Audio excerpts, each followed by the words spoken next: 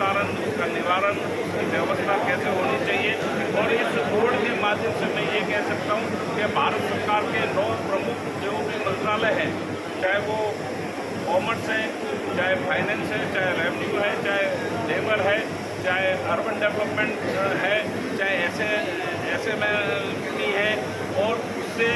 साथ साथ नीति आयोग की उनके जॉइंट सेक्रेटरी भी हमारे यहाँ बोर्ड मेंबर है। तो जिससे बोर्ड में व्यापारियों की जितनी भी जिस प्रकार की बात है उसको आगे रखने के क्रम में सरकार के साथ सीधा हमारा एक संवाद होगा, और जो भी समस्या आएगी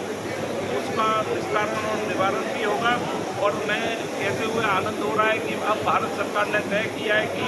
अलग अलग राज्यों में, छत्तीसगढ़ गया, राजस्थान गया, तमिलनाडु गया, वहाँ पर ये इस प्रकार की बातें आई जो लाइसेंस से लगाकर अब भारत सरकार ने तय कर दिया वन विंडो लाइसेंस सिस्टम और ऑनलाइन सिस्टम, जिससे व्यापारियों को सबसे बड़ी समस्या होती थी उसका भी निवारण होगा। अब व्यापारियों और व्यापारी संगठनों से हम अपील कर रहे हैं कि अनेकता में एकता, व्यापार की विशेषता, आइए हम सब मिलकर अब भारत सरकार के इस बोर्ड के माध्यम से अपनी जो भी बात है उसको रखने का एक प्लेटफॉर्म है, उससे जुड़ने का एक प्लेटफॉर्म है, कल्याणकारी योजना के माध्यम से और डिजिटल के माध्यम से जिस प्रकार से व्यापार को बढ़ना चाहिए। आज इस बात का हमको आनंद है कि 2014 में हमारी आर्थिक व्यवस्था थी,